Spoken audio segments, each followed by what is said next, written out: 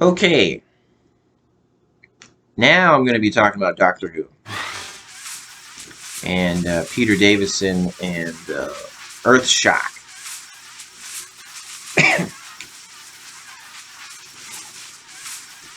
All right, so I'm back to going to Spoiler Town, discussing the scenes, what happens in Earthshock.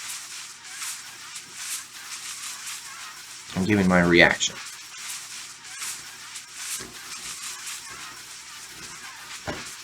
Okay, so we left off with one of the soldiers. So they're down in the cave system. So one of the soldiers goes back in the direction of the opening into the cave because they were wounded from falling down in the tunnel. I guess they tripped over a rock. They were helped through the tunnel by another soldier, and then another soldier. One that was on the outside of the cave system. They went inside to search for the wounded party. And then all three of the soldiers were killed by two silver faceless androids.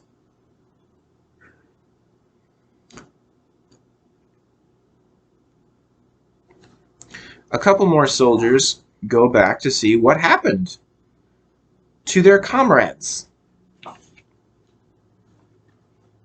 Kind of sounds Russian to say comrades. It just felt like that was the best word I could think of to describe them. Their fellow soldiers. I wanted to say fellow, but I was thinking, is fellow a masculine word? I suppose it's kind of a generic, non-gender fellow. Kind of sounds like it's a masculine word. So then I was thinking, well, all right, I'll just say comrade. Fellow. It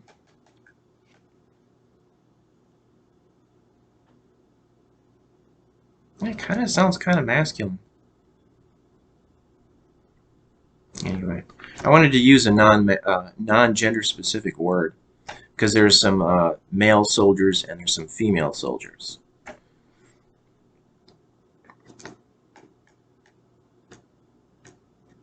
Because that kind of bugs me when I've done it in the past, but then I kind of stopped because I was thinking this kind of sounds silly when you say "Hey guys," but guy is a masculine word. But when you're referring to people that are both male and female, to say "Hey guys," if there's some females in the group you're speaking to, they aren't guys. So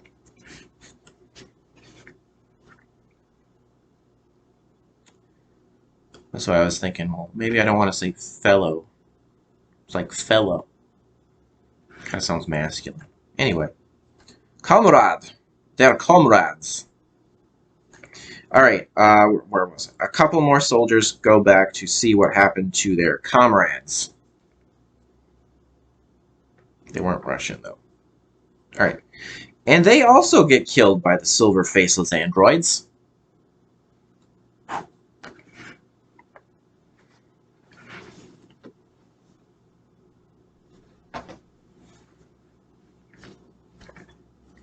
The soldiers and Professor Kyle discover the doctor, Nyssa, and Tegan.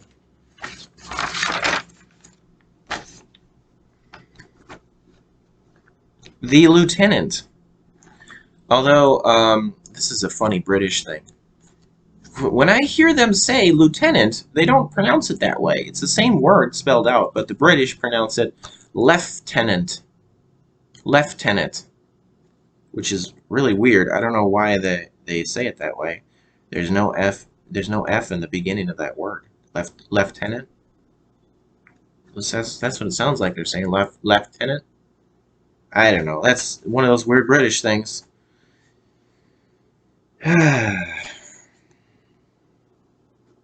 Which reminds me of Uh, I don't see it anymore on the newer DVDs and Blu-rays, but uh, years ago when you would get DVDs for Doctor Who, in the beginning there would be this silly British thing advertisement. It sounds like it's um, kind of sounds like it might not be him, but it like Eric Idle. I think that's the right person that I'm thinking of. Kind of sounds like that person. Uh, but it's like this silly thing about. Oh, I guess it's for BBC America. I think it's kind of funny, but it's not once you've seen it many times because it's in a lot of these DVDs, and when you rewatch them, you're there they are again. This silly BBC America thing. So it was kind of amusing the first few times, but then I kind of got tired of it. But at one point in it, they say in this uh, BBC America thing, uh, let us entertain you in the words. How do they say? Let us entertain you in the manner in which you used to. How's that go? Let us entertain you in the manner in which you used to be accustomed. Something like that. It's a funny way of describing how because um, originally um, the English uh, moved to America, so that kind of idea. Like we used to our descendants used to speak like them, but then we moved uh, to America, and then we spoke differently many years later. So we're not used to the way they speak because we don't. There are many uh, generations later. Now we speak differently. Now we think, oh, they speak weird. Those British. Let us entertain you in the manner in which you used to be accustomed. That doesn't sound right. Maybe I need to watch it again. But that's basically what I was trying to say. Let us entertain you in the manner you used to be accustomed to. Anyway, all right, the lieutenant, back to Earthshock. The lieutenant accuses the doctor of murdering the paleontologist and geologist. The doctor says, "We only just arrived." They move some rocks, thinking they might find their bodies, and find a metal hatch in the wall of the tunnel. The silver faceless androids attack them by shooting beams from their hands. The soldiers, the professor, the doctor, and his companions hide behind some rocks as the androids shoot at them. We see that it is the Cybermen that are controlling the androids. We see it, the audience, but they don't. The ones being attacked. Alright. The doctor tells the soldiers to concentrate their fire. One of the androids are damaged, and they both retreat. The doctor realizes the androids are protecting the metal hatch in the cave wall. The soldiers shoot the metal hatch. The androids return, and the soldiers concentrate their fire on one of them, destroying it. Then they destroy the other android. The soldiers had shot a hole through the metal hatch.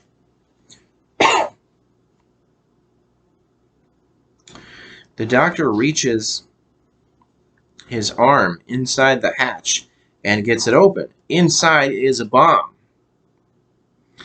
Kind of scary thinking about that, that there was a bomb inside the hatch, and they blew a hole when they were the soldiers were shooting a hole through the metal hatch. They're lucky they didn't also shoot the bomb. It was just inside the metal hatch.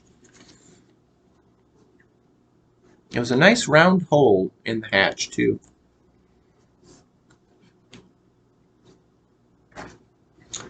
The doctor realizes by opening the hatch, it started the arming procedure. They all go inside the TARDIS, and the doctor jams the signal, preventing the bomb from exploding. The doctor and Adric return to the bomb. They use a magnetic clamp. This scene is kind of like a doctor in a surgeon in a surgery, an operating room, where he's asking for different instruments, surgical instruments of his assistants, like scalpel, and then other things like retractor. I think I got that from Seinfeld. Okay, anyway, so the doctor and Adric return to the bomb. They use a magnetic clamp. So that's what this scene is like a surgeon asking his assistant for different instruments. Alright, so the doctor is asking for these different instruments, and Adric is, I think he even repeats the name of the instrument that the doctor asks for and hands it to him. Okay, so the first one is a magnetic clamp, then a probe, then a laser cutter, and a magnetic drone. And after all that, they're doing this to deactivate the bomb. Okay. Okay, now the Cybermen. The Cybermen realize it was the doctor. Okay, so they successfully deactivate the bomb. Okay. And then the Cybermen realize it was the doctor that stopped the bomb. When they see the TARDIS,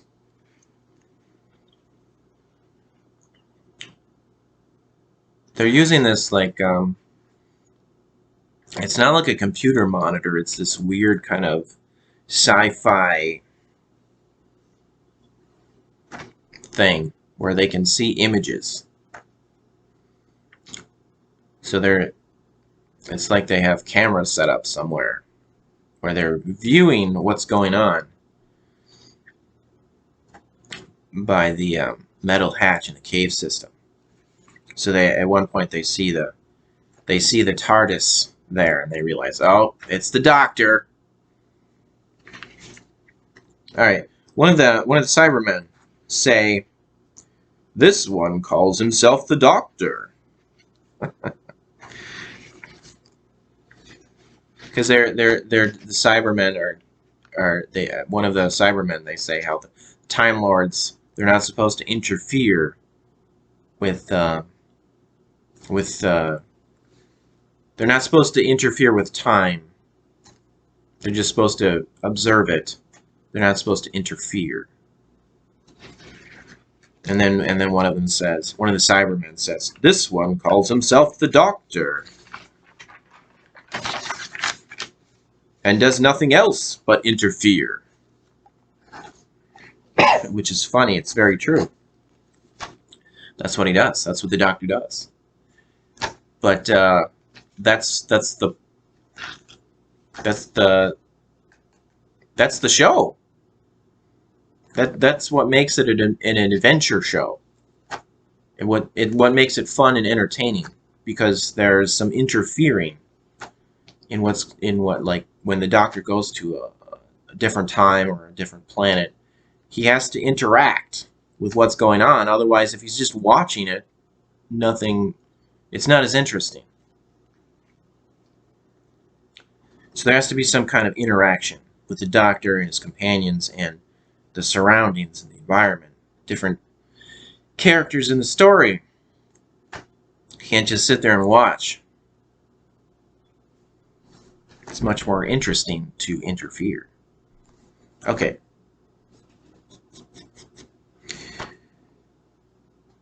All right. So then it shows at this point the Cybermen they're watching their like sci-fi thing where they can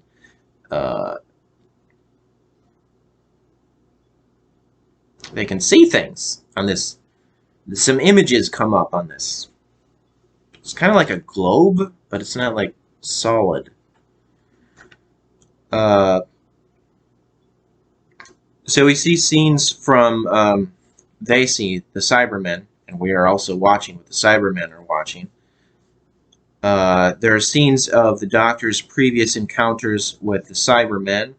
So it shows clips of the previous actors to play the Doctors. So I don't remember John Pertwee. I don't think they showed John Pertwee. So they showed William Hartnell and Patrick Troughton and Tom Baker interacting with the Cybermen. So from previous episodes.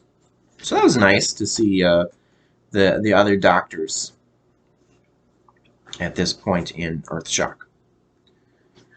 All right, time to stop.